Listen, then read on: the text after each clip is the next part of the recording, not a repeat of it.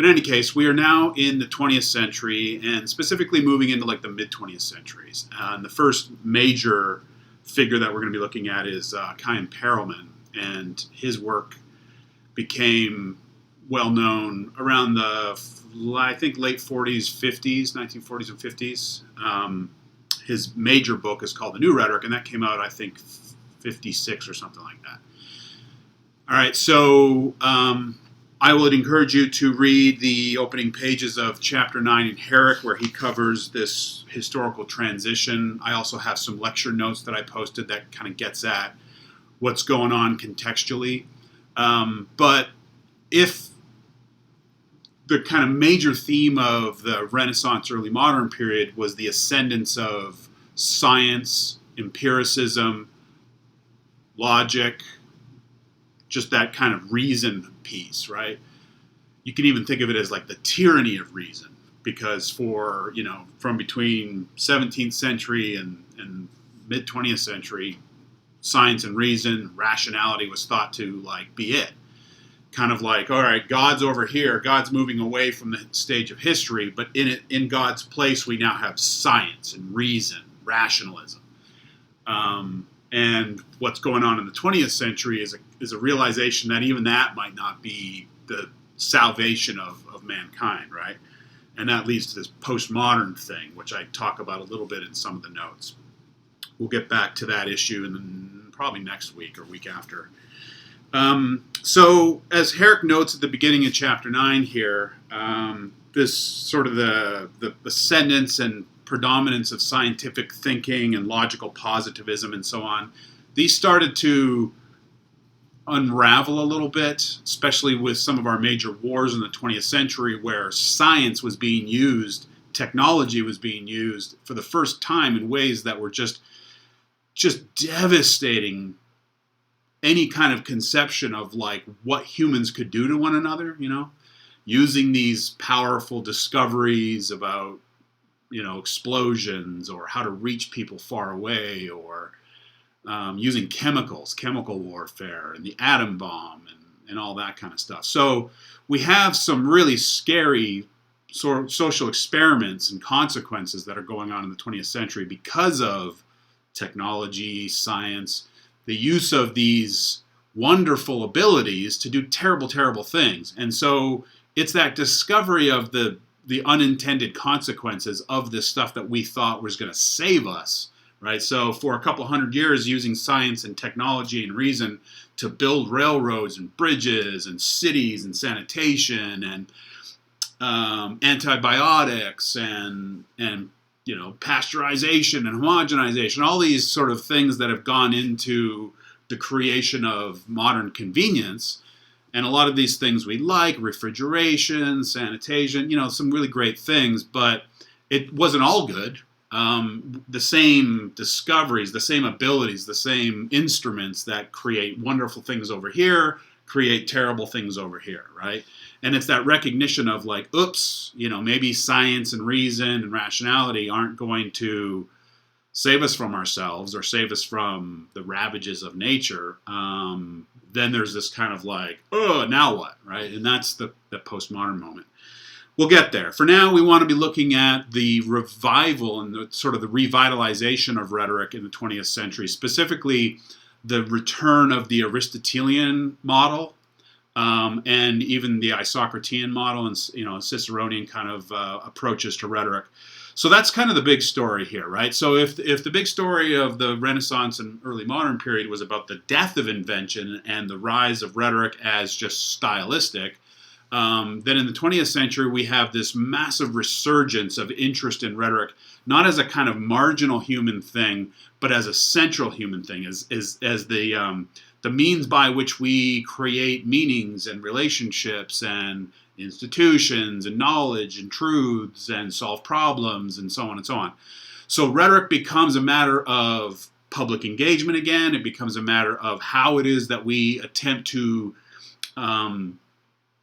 wield knowledge and wield influence, and it's about how we respond to power and influence and being aware of it as well.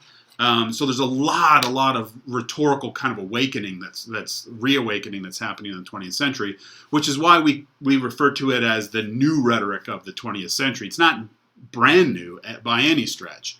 A lot of Kenneth Burke's work is quite original, right? And so we can think of him as a very new type of rhetorician. But as we'll see here with Perelman today, it's old. It's Aristotle. It's Aristotle 2.0, right? So the new rhetoric is largely a kind of getting back to some of the original brilliant insights of Aristotle, Socrates, Cicero, Quintilian, and so on, but also kind of making them more relevant for a new world of mass technology, mass democracy, the importance of culture, cultural practices, popular mediums, right? We have a very different kind of world that we're that rhetoric's operating in, right? And so it's operating somewhat differently, but a lot of the important touchstones for how to do it and what's important go back, jump way over all that, early modern stuff and the logicians and so on, and going back to the origins, essentially. And one of the main ways that this happens is with a concern over values. The question of values becomes really important here. We'll see this with Perelman.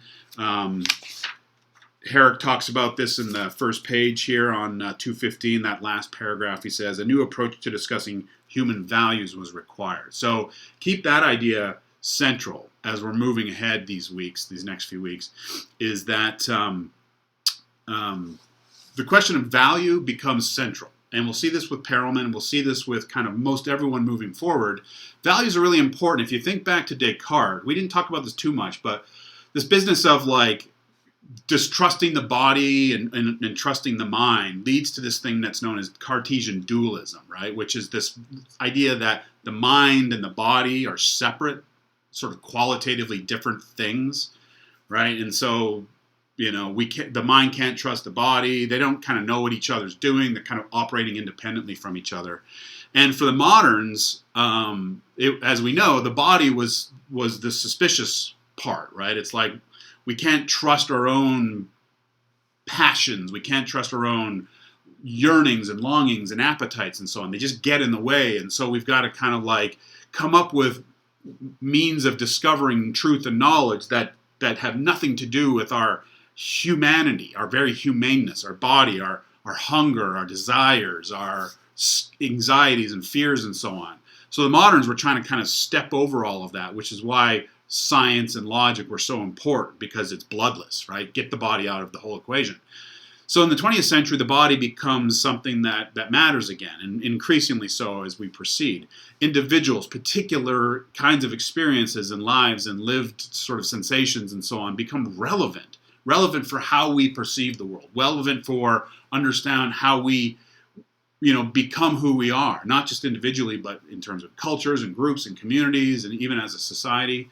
All right, so if you think about this, it's known as the fact-value split, right? Facts are over here, they're with science and reason and logic and so on. Values are things that sort of attach to bodies because they're about, feelings and preferences and biases and things that we care about and things we don't care about. And that's emotional, and that has to do with our souls and so on, right? And so the modern fact-value split kind of corresponds with Cartesian dualism in the sense that you've got the brain lining up with facts, and then you've got the body lining up with values. And as we know, in the modern period, it's all about facts and minds. Now in the 20th century, in the postmodern kind of movement going forward, it's all about the body and values, right? And so we want to be thinking about sort of rhetoric's movement in that direction.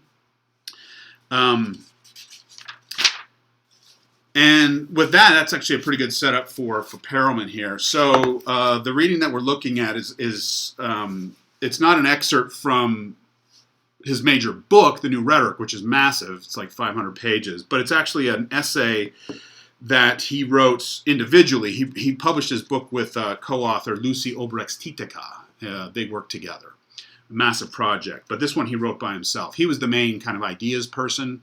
And Olbrechts-Tyteca, I actually haven't read too much of anything that she'd written on her own. I think she was, she was helping. She was involved in a lot of the the gathering of data and so on and so on. But I don't know too much about her own work, so I'm mostly just talking about Perelman here. So he wrote this essay, The New Rhetoric, A Theory of Practical Reasoning, separately from his major book, but it's actually a kind of it's really just a summary. It's like taking a lot of the key ideas and just boiling it down. So this is it's somewhat longer piece than you're probably wanting to read, frankly, but it's actually a really good one for a number of reasons, and I'll make the argument for this piece here. Number one, the ideas about rhetoric in the 20th century in here are important. So just on its face, there's good stuff in here.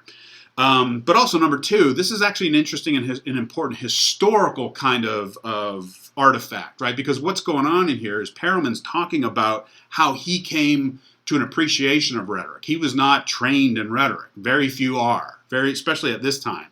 He was trained in philosophy, and he became interested in jurisprudence or legal philosophy, or thinking about how it is that sort of the law as a kind of domain of human activity, how reasoning works in that field of legality and disputation in the legal context.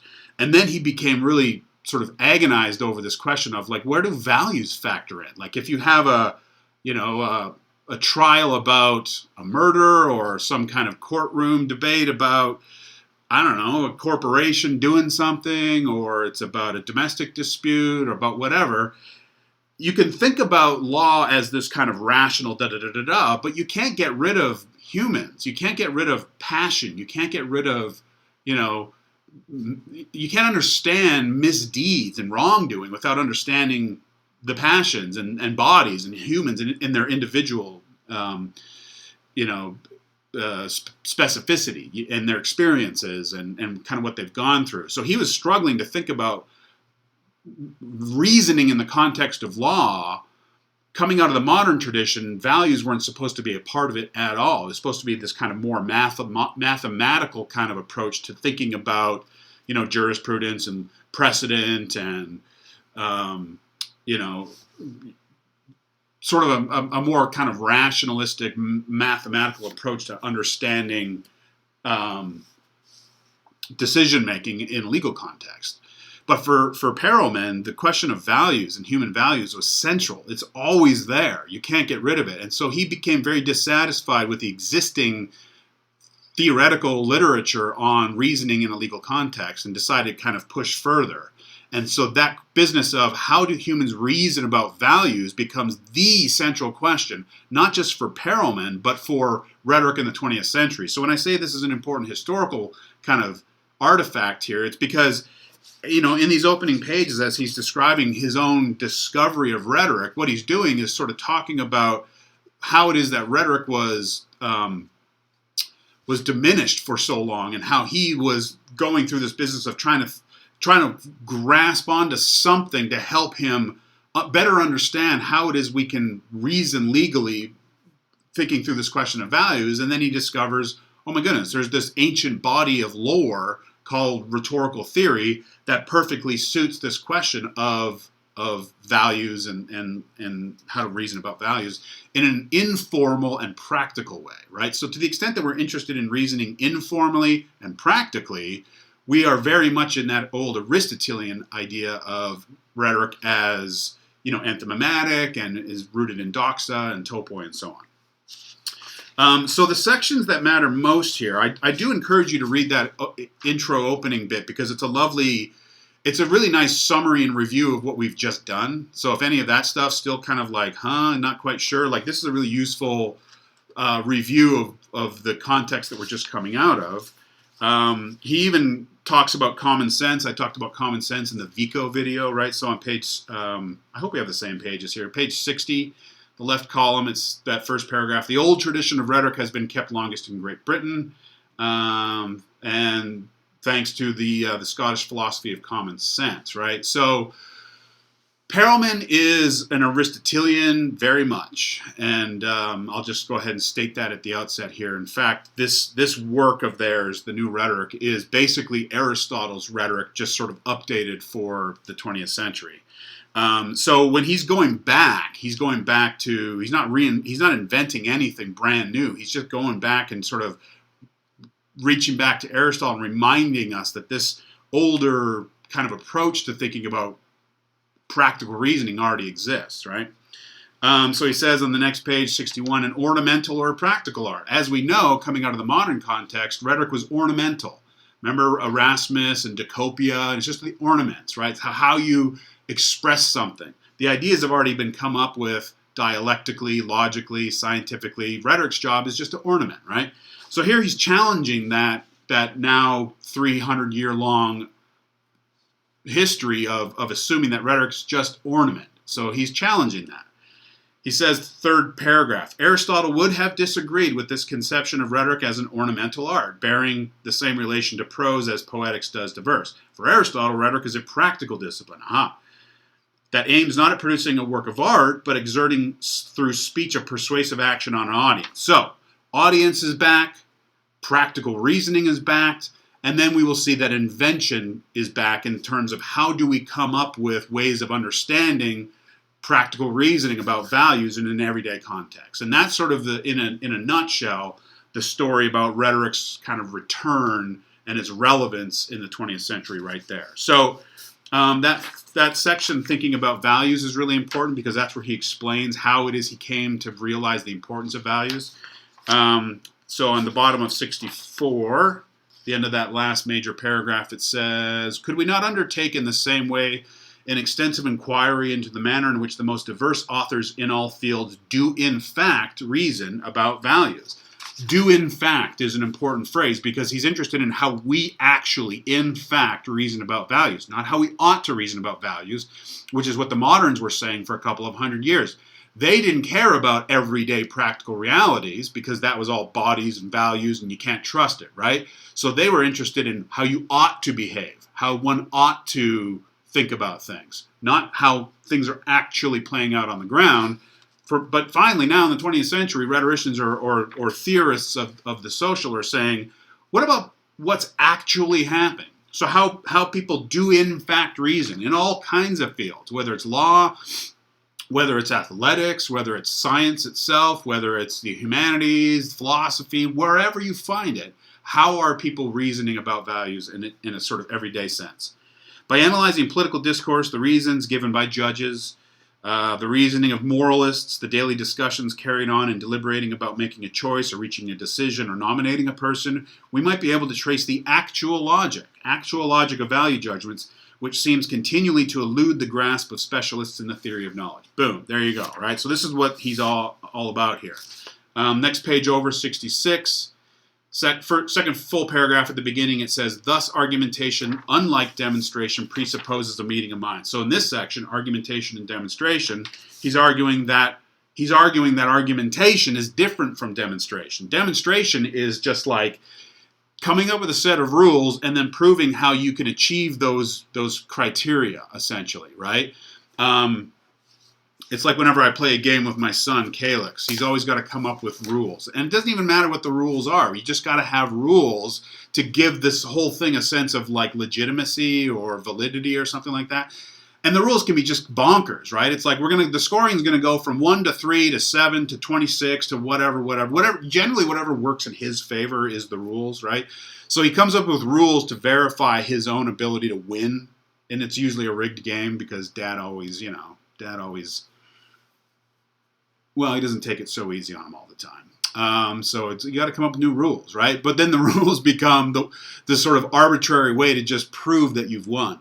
It also reminds me of The Dark Knight, the second Batman movie, the masterpiece, where at the end, the Joker or at one point the Joker is saying, it doesn't even matter what the rules are, just as long as there's rules. So he's like, the Joker's like, I could say something terrible is going to happen tomorrow, like someone's going to die, and everyone happily goes along with it because it's the rules, right? That was a kind of modernist notion, is that like we got to come up with rules and then follow the rules, and then the rules. This is like that soccer team. It's like, these are the rules, these are the procedures. Like, where'd they come from? We made them up. So, the 20th century folks, the postmodern sort of sensibility is to start asking questions about all those rules that these science guys and logic guys were coming up with for so long, and to say, just because you can demonstrate something to be true or valid or whatever doesn't mean that it's better. Doesn't mean that it's more accurate. Doesn't mean that it's right. Doesn't mean that it's good, right? So there's this new kind of sensitivity to thinking about values, which is a way of sort of stepping over the question of fact or right or wrong or whatever, and thinking about good, bad, just, unjust, and so on.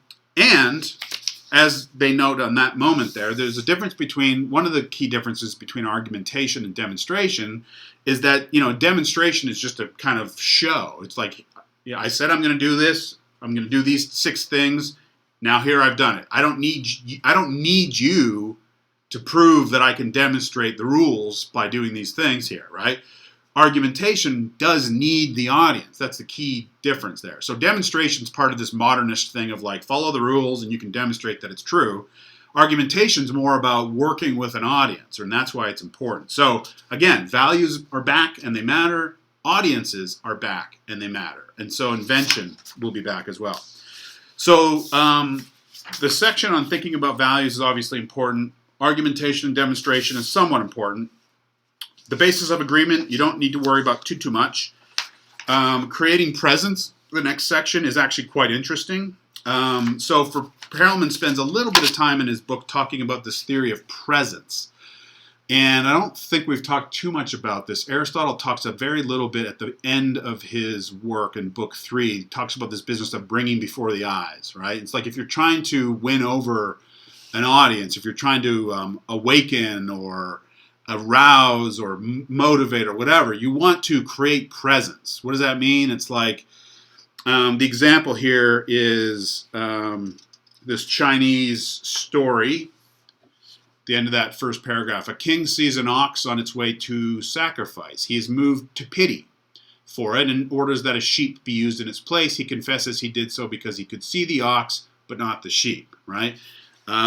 This business of presence, when something is felt, when it's sensed as relevant and immediate, then you are able to organize action or sort of generate action out of that. So thinking about argumentation and working with audiences along the lines of creating presence is a really interesting and powerful way to think about what it is that rhetoric's doing, right? Which is to try to make something salient to an audience, to make it smell and taste and feel immediate and urgent and relevant, right? Something that must be attended to.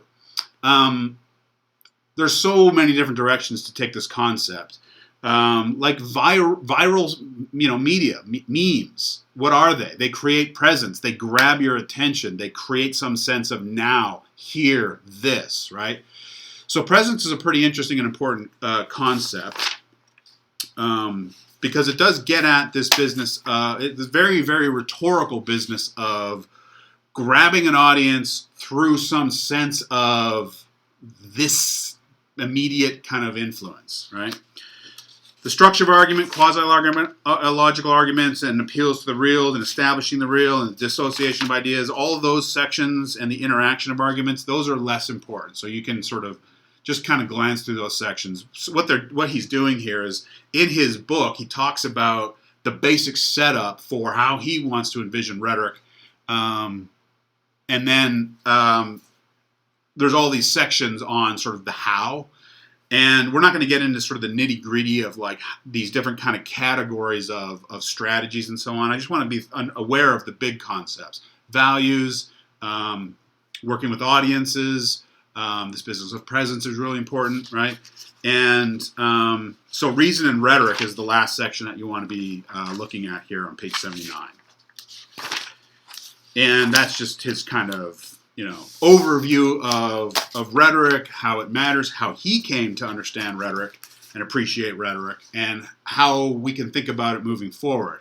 As I said, this is a revitalization of the Aristotelian model specifically. There's a little bit of Isocrates in here, but it's mostly Aristotle. This is argumentation, and he even says it, directly over and over again. In his book, in the major book itself, the very first sentence of the book is that something along the lines of, the two of them, Perelman and Olbrechts-Tyteca, were writing this book to something like recapture a beautiful tradition that has been basically dead since Descartes. And they named Descartes specifically. So it's this perfect kind of like line in the sand. It's like Descartes and Ramus, those guys have influenced society for long enough.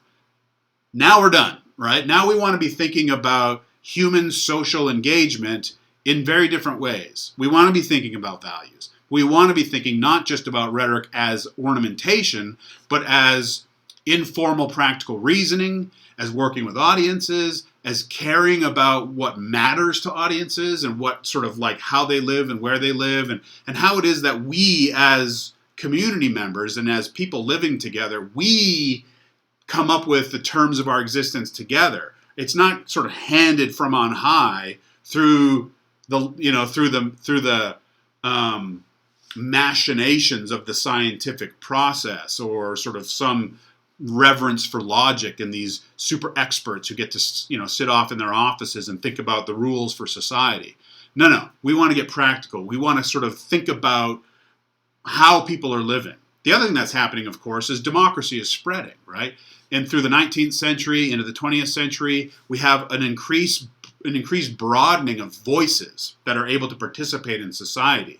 And we want to be taking those voices seriously, right? And we want to be understanding where people are coming from and how they're living and what matters to them. All of that stuff, that's the realm of values, right? And so values become super, super important.